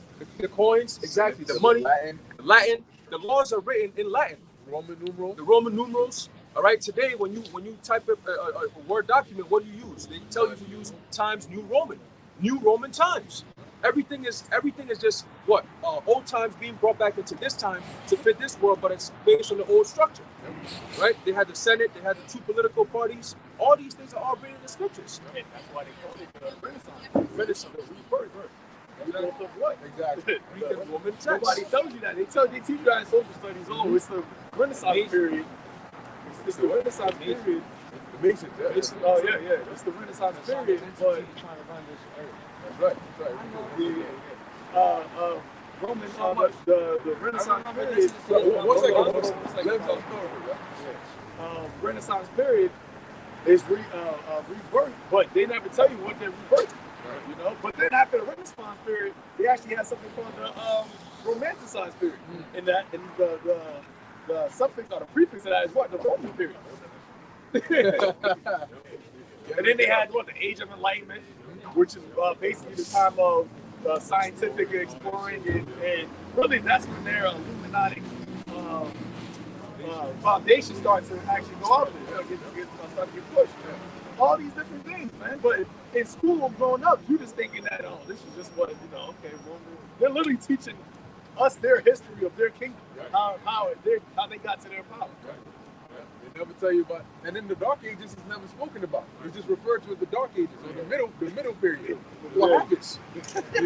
What happened? Nobody knows. They say that during the Dark Ages, there was no civilization, like nobody learned anything. That was them. Because when you read in the history, it tells you that during the Dark Ages, it was dark for them. So they were the ones on the bottom. As a matter of fact, Spain, Europe was ruled by Israelites, dark-skinned people. The Moors. That's where you had math from. Algebra and all that. The sewage system. Yep. All that came through in the Middle Ages, but then they said that there was no information being spread. Right. But darkness really refers to intelligence. They wasn't. That's where they really get the cave people from. Yeah. They said the caveman. That wasn't during the Neanderthals, 10,000 BC. Right. That was literally a couple thousand years ago. Yeah. That they were actually in that dumb state. The day is talking about what the wicked read in Revelation 20th chapter, the Satan being bound for 1,000 years. Yep. Being loose. And he had to be loose for a little season, and then he did what he always does. Feed the whole world. Hey, and that's why we're having a modern day Renaissance now. This time is what the rebirth of what Israelite culture, the Israelite who we are as Israelites, our power, Yahweh Bashim Yahushai, our laws, statutes, and commandments, and what's to come, which is the kingdom. And that's what we're going to be able to actually hold our laws and uphold it, so the whole entire earth will be in harmony, man. That's how the Lord programmed it to begin with. If Israel's at the top, then everybody else got to learn from Israel. We're going to be good. Yeah. And then he has his men, all right, 12,000 out of each tribe, 144,000 to enforce his laws, his righteous laws right here on earth. The governing body, the nobles. And that's proper order. That's complete proper order. Now, you mentioned, real quick, I saw you looking at the sun. Do you see yourself on here? Where are you from? Uruguay? There you go. Now, just recently, right? You had this whole thing about the 12 tribes thing, right? Now, this is a prime example as to why the Lord commanded us. First, He said to the people, He commanded us to come out with the sign, because when people walk by, the sign attracts them, and they stop and they say, "What's going on?" And they look at the sign and they may see where they're from. Are you familiar with this? The 12 tribes of Israel? You ever heard about that? Cool. So when you look on here, now you notice that we got the names, the more modern names of these people here, but then we also got the ancient biblical names of them here. All right? Because all these people you see here go back to the 12 tribes of Israel. Are you familiar with the Bible at all? So when you deal with the children of Israel, the ones that Moses took out of Egypt, guess what? These people you see here are the descendants of them. Now you're not going to see the word Negroes or West Indians or Haitians in the Bible, but it doesn't mean that they don't exist in there. They just go by these names right here. So like you said, you are what? Uruguay right here? So you be from the tribe of Asher. That's one of the 12 sons of the children of Israel. Now why is this important? It's because when you go into the scriptures, matter of fact, can we start with Deuteronomy 7? Is it 7 and 6? About above all people? Yeah, that's it. We're going to bring it out again. When you go into the Bible, the Most High has a chosen people, right? God's chosen people, and they're the only ones that the Lord is dealing with. So really, the whole Bible is really about us, and it's for us. But when you go into these Christian churches, they don't teach you the truth of it. So you got a lot of people that don't want to go into the churches because you just sit there and you don't really learn anything. A lot of people come out of there and you ask them a basic question, they can't answer it. And that's why the Lord set us up out here to come out and teach the truth about the Bible and to let our people know that, hey, look, you're not Uruguayan or Puerto Rican or Dominican. You are these people. That's the names they gave us, exactly. You know what Uruguay means? Definition? See, that's important. You know, because if you're calling yourself something, you're putting a title on yourself. You know, but if you're saying I'm Uruguayan, I'm from Uruguay, what does that mean? You know, we know what Asher means. This brother right here, he's from Asher. Right. He can tell you I'm an Asherite, and then actually what that actually has meaning too. Right. Because in the scriptures, names carry power. You know, that's why even the son of the Most High, his name, when people say in churches that you can call him anything, that's false. Because the name carries power. That's what names are identities, right? I'm not gonna ask for your name, but let's say your name is John, and you passing by, and I start saying, "Hey, yo, Kareem," you gonna respond? No, because that's not your name, right? And then if I come to you and you say, "Yo, bro, you keep calling me Kareem, my name is John," what you gonna probably do? You gonna stop me, right? You gonna stop my shit. Exactly. That's because what? Our names are what? Identifiers. The word Uruguay means bird's tail. So you go around calling yourself a bird's tail. I don't think you don't look like no bird's tail. Yeah. You never would have looked at it. You know? I used to walk by here when I was younger. I used to listen to you guys. Oh yeah. I feel like now that I'm older and stuff, everything makes more sense because I understand more. You guys like just seeing this, like open my eyes. Even if it was love, you put a seed in my head, it was an idea. Key word. The key word was the seed in your head and it'll grow. Hey, Most High bless you, all right? Take care. That's it. Something amazing. All praises to the Most High. And actually listen, you're gonna know something. Hey, all praises to Yahweh Shai. All right, that's the importance. All Yahweh Shai. All right, people are waking up now. Years ago, you wouldn't have as many people stop by. Nowadays, even if they stop by every once in a while, they have some context that they know a little something. Even if they don't know directly about the 12 tribes, they know something, or they're more receptive to, oh yeah, no, they have been doing this, or yeah, I was reading about this, or I heard about this. Why is that? Because pursuant to Daniel 12, knowledge shall be increasing. You know, now you got a lot of individuals that are still, on the low level, and some of them that stop by might not make it. But the point is that the word is still going out, and they're being marked one way or the other. So, and that's why it's also important that we come out here and we teach the word of the Lord. Because when somebody's just walking, let's say every one of us was just like, you know what? Now it's like, that's it. We just gonna stay in our fridge. We only gonna do videos. We never gonna go out. We just gonna stay in our fridge. What? You think somebody's gonna come to your door? First off, you live in an apartment. You go into the lobby. The lobby is locked. Unless you are a resident there, you don't have a key. You go into the lobby and then you got to go up some floors to a certain specific apartment. Who's going to come to your apartment to come and say, yo, what you teaching out here? If you are inside of that building, unless somebody comes into that building, they're not going to hear what you're teaching. So that's why the Lord sent us to the highways and hedges where the people are, because that was the key place of concourse, and the word can go out. And even if they don't stop, they still hear and they still get marked. Hey, it's crazy too because it's kind of crazy and impossible to think that, by just doing videos on YouTube, that's all it is. No, because you know how hard it is to come across a video, or any of our videos, we don't get that many views like that. You know, lately, of course, because of prophecy, you got our videos being watched a lot more because now is the time. The Lord is marking a lot more people and sealing the elect much quicker. So that's why the view counts are all the way up now in the thousands all the time, goddamn. You can see it, you're like, oh shit, But back then, you could barely see a video unless like something comes up, like I said, and then you type it, oh shit, that's how I came to the truth. Prior to that, Lamar Odom, something that was in the world, but brothers, talked about it and edified, and I saw it, and I was like, oh shit, what is this? So there's different avenues that the Lord will bring you into this truth, but a random person is not going to find our videos randomly like that. Unless somebody says it to you, you're not going to see our videos because YouTube is vast. Shadow banning. Yeah, man, it's so many different worlds within worlds on YouTube, man. You can have a channel that you never even get suggestions or none of that. So it's like almost impossible to come across any of our videos, man. And then now they put a concerted effort to try to eliminate our videos.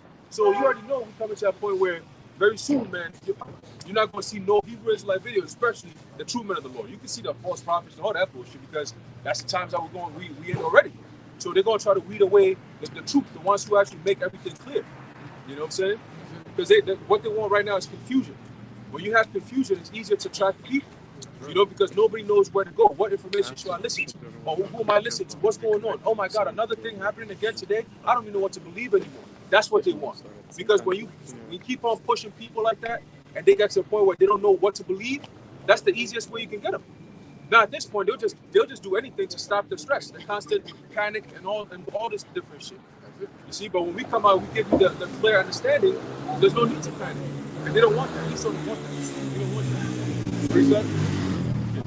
Matthew 10:27. What I tell you in darkness, that speak ye in light, and what ye hear in the ear, that preach ye upon the housetops. And that's what we're doing, right? When the Lord speaks to us in darkness, what He reveals to us is in mysteries. What's that? Amos 3:7. Surely the Lord God will do nothing, but He revealed it. First off, let's take a secret in the world. If somebody was to tell you a secret, I'm going to tell you a secret. What does that tell you? Number one, trust. That the person trusts you. The person thinks about you, and they think that you are somebody that is trustworthy, right? And then number two, they're close to you. So if somebody says, look, I'm going to tell you the secret, it's my secret, boom, boom, boom, boom, boom, that builds a strong relationship between you and that individual. Now imagine the Most High doing that. All these billions of people on the planet Earth, and the Most High says, I'm going to give you my secrets and give you the ability to go out there and teach us. Understand that, look, the fact that you're even standing here today, being able to break down these scriptures, it has become normal to us. But remember when you first came into the truth, just hearing brothers quote precepts of what's going on here? It gets everybody. Look, man, even people that you go against, that come and try to scoff against you, I remember the first time that I came here, it was right there. It was Zion and Sop, and I was asking the question, and I noticed every time I asked the question, they would look away. He'd be whispering to the side. So I thought, damn. I thought these didn't care about what I'm saying. They're like, oh, it's important. But then he stopped and he said, because I was stopped while he was doing that, and he said, no, I'm getting the precept to answer your question. And in my mind, I'm like, I didn't even ask the question. How you gonna answer the question? But when you come up with pretty much the same kind of things that brothers have heard again and again and again. But when they, this precept here, you ask these questions, and I'm not a gullible individual. So I had lots and lots of questions. Every day I was sending them, hey, so what about this? This said this. And one thing I noticed was there was always an answer for every single question. Even a question within the question within the question. Then there's a precept. There's a precept. You just get hit with precepts, and at that point you say, you know what? I'm out of questions. And it's that scripture, through that precept, I get understanding. Therefore, I hate every false way. Because if it's not coming from the scriptures, then it's a false way. The scriptures is the truth. That's why Yahweh is called the truth, because it comes in the Bible and the book. So if your answer If the answer you're looking for is answered through the scriptures, that's the truth. That is the right answer. And you see a lot of people, they will say to you, "Oh, no, I don't want the scriptures. I want you to give me that." That's going back to Isaiah the 30th chapter, prophesying to us deceits. Give us smooth things, because the scriptures want to give you the truth. Now, if you are a pure person, it's going to be comforting to you. It's going to be, it may not be smooth, but it's going to eventually be smooth if you are pure. It may be something hard pill to swallow when you first got to eat it, but eventually it's going to be something. If you are of a pure and pure of the Lord's elect, it's going to be something that you can digest. But people in this world, they don't want the truth. That's why when you hit them with the scriptures, they'll say, "Oh, I don't want that. I don't want that. I want you to tell me," because they want the lie. That's you giving them the medication to their illness, and then they can't stomach it, so they puke it, they throw it up. I don't want that one. I don't want that. Give me something else. Well, this is the only treatment for the cure. I mean, this is the only cure for your problems. But the elect, what happens? Like the elder said, they ingest it, they digest it, and then what? They get healed, and then they grow. So they come up here like, "Hey, my leg," which is that the deficiency in his understanding. What's under? He has no foundation. So we come in and we're always specifically asking specific questions so we can build that foundation. Well, every single brother who first woke up to his truth, we always have the same question, because it's one thing that we think about, which is your Yahushua. How am I going to get to the kingdom? So now you start asking, the question is to lead you to the kingdom. When somebody comes up and they ask for a question, you already know if they're part of this or not, based on what they're asking. You see? Yeah, that's why I know it's in Matthew 13, Brother Fullest. I know it's also another one in Mark where it says, "This is in the kingdom." Because the Lord, that's right there, shows you that salvation is something that is not easily found. It's the ability to make it, to be delivered, to be saved, to be the Lord's elect is not something that's easily found. And that's another indicator to let you know that Jesus is not the way. Because everybody knows that. Everybody thinks that through Jesus Christ and that philosophy and that doctrine that you can be saved. But if that was the case, then it wouldn't be a mystery. Right. It wouldn't be something that is mysterious, was a mysterion, which goes toward a hidden thing, a secret. The doctrine of Jesus Christ is not a secret. You got Chinese people, you got Indians, you got literally everybody. Now we know that Israel, the elected, scattered throughout the four corners of the earth, looking like the other nations. But this doctrine is not something that is easily understood by everybody.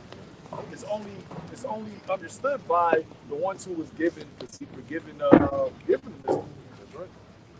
That's right. It's like Esau, even on the left hand side, they got secret societies, and only a few people are initiated into that shit. And if you're not initiated, you're not going to understand why they do certain things, certain gestures, certain way of speaking, handshakes, all that. You're not part of the inner circle. Right. It's the same thing with this truth. It's so precious, and the truth is perfect. It's the Lord's perfect work. Right. So you think he's just gonna let anyone come around, man? Go read the Old Testament and see how the Most High really deals, man. You see, these people have no clue, man. The Most High is very, very specific. Very specific, man. There's no, just a half an inch off. Nah, bro. It has to be 100% accurate, man. If not, it can't work. That means it's defiled. The Most High is, hey, man, and you're gonna see. People gonna see, man. What we do is like, it's nothing compared to what the Lord is about to really show everyone very soon, man.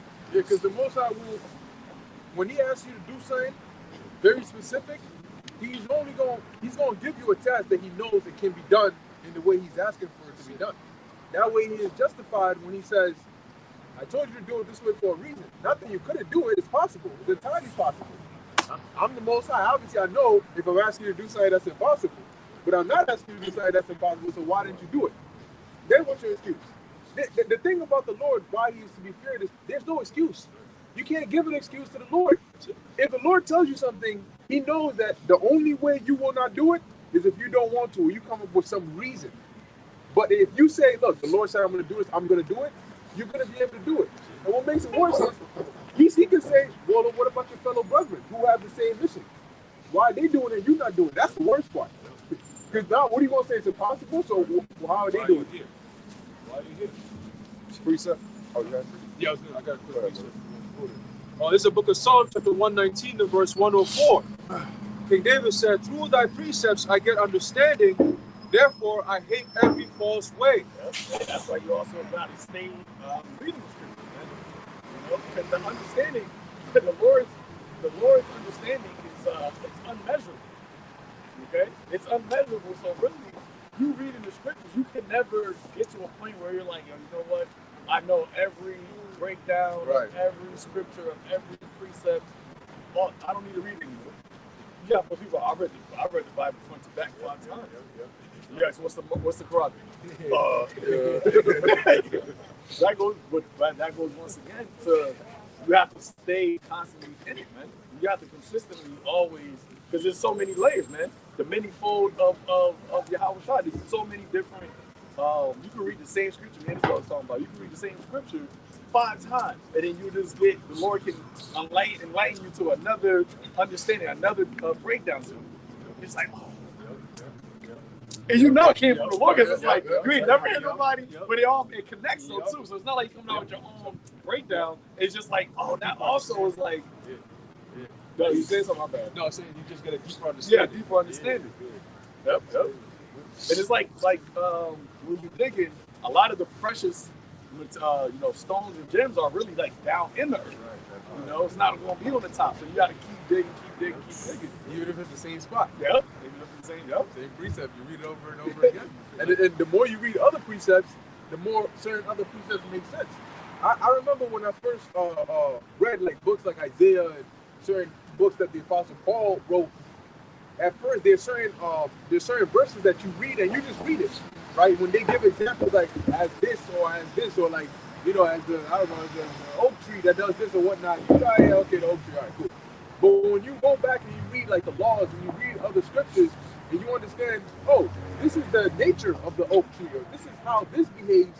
When you come back and read the precept, oh, this is why he compared whatever he was comparing, the mustard seed, exactly. So this is why the Lord said this, that, and the third, because it makes more sense now. Lord ain't just to say, I'm looking for a word. Let me pick a mustard seed and throw it out there into the book. No, you know. But that's why, like the elder said, you got to keep studying. If Mayweather was to stop boxing right now, say, all right, I beat everybody I could beat. That's it, I'm done. Let him come back in 10 years and put him in the ring and see if you'll be able to do as good. That's Jesus. It's like, do ya? That's a question. What's up? Okay, yeah, that's his name. That's what I call it. Okay. All right, that's right, yeah. I'm a supporter of y'all, man. I'm a supporter of y'all, but I'm saying you speaking to a person like I read the whole Bible back and forth, man. I mean, I was locked up, you know, so being locked up, that's where I ended up becoming familiarized. I familiarized myself with it, and I'm not gonna let no priest tell me whatever. I know what I believe in, you know. Mark of the beast. I mean, what's that? When you beat it on your forehead? Yeah, you know what it actually is though, because John the Revelator, he said he saw something. So when he said that everybody couldn't buy or sell unless they got this mark of the beast, so it was actually something that was physical. I was asking you know what that is, because that's the time that we're in right now. See, that right there, that's a little different. It's not too different or whatever, but you know, it's a prophecy. It's something that you gotta be. Yeah. Listen, I believe it. I do not. I tell a lot of Christians, a lot of Catholics, which I do not agree with the Catholics or whatever. I tell them all the time or whatever, right? I'm like, Jesus ain't come to renew no law. He came, right, to give you a better understanding of Moses' law, right? Is what he was saying and whatever. Because you know, there's a lot of debate. I'm not with that Virgin Mary stuff. Right, like that goes down as idolatry and stuff like that. Even himself was saying it. I mean, like, and so if I'm to identify myself with something, I think it's something that's with I'm not a Jew, but I think it has something to do with the Judaism. The Jews are from one tribe. That's the tribe of Judah. Yes. But going back to the mark of the beast, that's the microchip that they're coming out with right now. Okay. You know, society's getting pushed towards everything being digital. So I'm only telling you that right now because society is they're going to make it seem like this is something that everybody should take, and they're going to force it because you're not going to be able to go buy pizza, you're not going to be able to go support your family unless you take this mark. But that's really a test of your faith, is you really trust in the Most High. I don't got no vaccine, right? I don't do none of that stuff, and I'm not going to let no microchip get processed inside of me. All right, yeah. Take death instead of that. That's the message. Hey, I'm always ready, right? And that's what I'm saying. And actually, like, if If anything, I support y'all more than anything. Oh, like, you most likely an Israelite. I don't know exactly what tribes. I don't know. Yeah, I know the 12 tribes. The one tribe that got Puerto Rican and Colombia. Yeah. The one tribe that got swallowed up. Your father what? My father Puerto Rican. So you're an Ephraimite. Tribe of Ephraim. That was the head tribe of the Northern Kingdom. So that's where you come from, the tribe of Ephraim, and they're part of the 12 sons of Israel, which the whole nation of Israel is going to be the rulers in the kingdom to come when the Messiah returns. And look, my father's some like extreme radicalists right now, right? Yeah, extreme radicalists on this Catholicism. I tell him that shit, like, it's not real right. I'm like, nah, the Pope is trying to.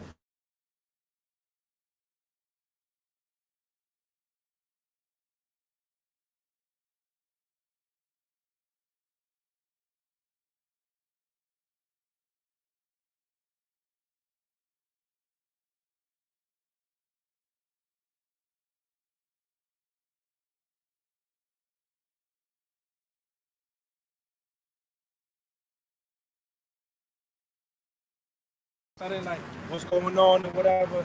I mean, so now, yeah, Christian, Jews, whatever. I guess this falls in between. This falls in between if that, but if anything more towards the Old Testament. But I rock with it. This actually brings out the truth about all the confusion. With, I believe I got a female. She's an Israelite or whatever. So that when I told her that, she was like, nah, yeah, you're definitely like more part towards that, and what I'm like, I do is just that. I am involved with what it is, what I'm involved in, things like that. But I see y'all here often. I got a store on Broad right there, on 219 Broad Street or whatever. I mean, so I see y'all all the time. And then when I heard that Kyrie stuff from last year, I was like, I thought about y'all over here. I'm like, and Kyrie came from Elizabeth St. Pat's or whatever. So I'm like, I don't think that's what he really want to tap into. But it's gonna get real out here, man. I mean, I'll be seeing y'all there, man. Have a blessed day. Bro. That's it. Yep, that's it. No, I was gonna say because you heard what you said when that Kyrie stuff came up, that's even thought of us. Now, what happened when the more and more horrendous events start happening? Who they gonna think about? They're gonna think about the men that was mourning prior to the events happening. Yeah, that happened twice. First thing we see you out here, and then the scripture said that I shall see you out teaching. And then the first thing we're going out here. So imagine when shit starts to really hit the fan. That's when they're gonna actually start looking like, yo. But then that's when the Lord gonna take us off the streets. I was gonna add, and that's why the sign is so important too, because it happens to be that we have the actual wooden plank out here today. That's spiritual. That's prophecy. Because Jake looks at it, it's eye-catching. Anybody that walks by, even the heathen, they see, oh, I ain't on that shit. I'm gonna stay away. But then Jake, it's spiritual. It draws you in. It's like fishing, and that's just it's like a storefront. You got the sign on the storefront that catches the eye, and then you see that this is for you. This is for the 12 tribes of Israel. Yeah, exactly. That's it. Oh, Lord, y'all. Because like how you said about. Somebody said I read the Bible.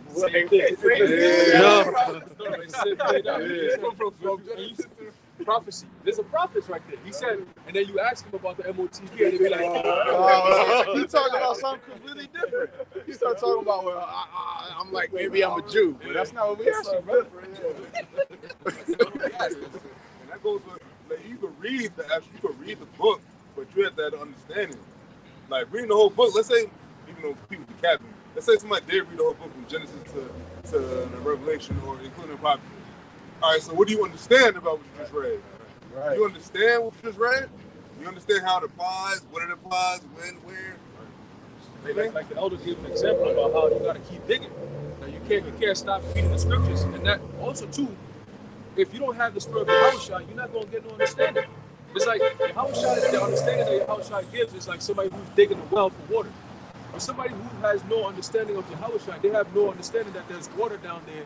So they're going to keep digging. They're not going to get the water right away. So they're going to just give up. Like, man, you told me that I should dig over here. There's water here. There's no water here. But those who know, yo, I'm digging until I get the water, they're going to keep digging and digging and digging and digging, keep going down. Next thing you know, you get all the way by, you're like, oh shit, spring, it's coming. Ah, nice. And then you say, okay, I got the water. You got the water because what? You kept digging. Now you're going to get the rivers of living water, the fountains, But somebody who doesn't know and doesn't have Yahushua understanding of digging, they're just going to dig a little bit and think that, once they said, dig the ground, you're going to get water. So I dig this, scratch surface, nothing. Oh, I give up. Nope.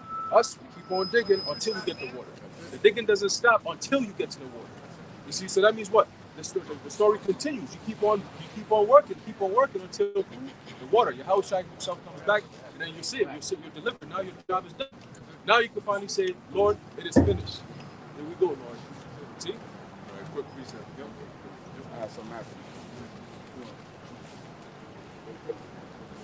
Romans chapter 11, verse 7. What then? Israel had not obtained that which he seeketh for, but the election had obtained it, and the rest were blinded. Okay, that's what going back to the brother said about digging. The elect are going to be able to dig till they find it. Because ultimately, it's the Lord has imparted that gift of wisdom into life. You know, it says faith was created. Wisdom was created with the faith for the womb. You know, the Lord told Jeremiah that what I knew you from before your mother's womb I ordained you. You got the predestinated. Everybody's predestinated. On the right hand or the left hand, you know. I think Paul said, you know, that the Lord separated him from his mother. I know I'm saying it from the mother womb. No, I'm saying it wrong, but there was it's a time period that you get that enlightenment, that wisdom to know that this is what the truth is. This is the knowledge. This is what we're supposed to be doing. Some people don't. You go your whole life, you don't ever wake up and get that. You know, you don't get that light. The younger, was he Ephraim? Oh no, he was Asher. He said that. He said when he was younger, he just heard the words, but then he said when he got older, that seems like it all makes sense. Yeah, it all makes sense. Yep, that's what the Asherite said that. You know, but that goes to say if you say it all makes sense, and you know the Lord may have that do a small seed and get bigger, but there's not a lot of time for you to just to be like, oh, y'all keep doing what y'all do. You know, I agree with it, but now is the time where you better agree with it and then actually start digging and get into it. You know, make no tarry and turn to the Lord, man, because we're at the time period where it's not going to be a lot of more time where we're going to be out here. You know, I mean, even now, because before we used to only just be out here. Yeah. Now the Lord got us moving around. The Lord got us only out here for a short amount of time, so we can already see how the Lord is closing the doors of hearing the word. And through censorship, this whole misinformation campaign, it's going to get to a point where you're not going to be able to find it at all. And that's prophecy. So, yeah, you better get it while the getting's done. Yeah. That's it. All right, cool. So, Last preset, by me. Like I know brothers are cold. Job 28 and 12. Job 28 and 12. It says, "But where shall wisdom be found? And where is the place of understanding? Man knoweth not the price thereof, neither is it found in the land of the living." And Job's going into basically, you know, the whole chapter, because brothers keep mentioning digging, and he's going into the lengths that men go to find gems and precious stones in the earth. And yet, but where do you go to find wisdom? Wisdom is of a heavenly origin. You can't find it on earth. It's on earth through the Spirit of the Lord, but it doesn't have an origin on earth. It comes from Yahweh Hashem Yahushua, from the heavens. And that's what Esau's trying to do. That's why he said he accomplished his diligent search. He's really trying to find the way to with eternal life. You know, he's trying to find through wisdom. Really, wisdom, I believe, wisdom said righteousness bringing forth immortality. Faith is righteousness, because it says through Abraham's faith was accounted as righteousness. And then you get faith through a gift from the Most High, and the Most High gives that gift to the ones who feel it. And so it's like a connect. The fear of the Lord is within the wisdom. So you can't get it. You can't get wisdom, which ultimately you going to bring you to immortality, unless you start with the Most High. And Esau, and I believe in Psalm, it says that the Lord is not in his thoughts at all. Yeah. So this is it. That's why Peter told Yahweh, where are we going to go? You got the words of eternal life. There's no other way possible for eternal life to be given to you unless you go through Yahweh. That's why he says he's the door. That's it. That's right. So, hey, beautifully said. And with that, no one that was edifying to the elect. In closing, we want to give all praises, honor, and glory to Yahweh Hashem Yahushua, Hashem Rakakwadash. Next time, shalom.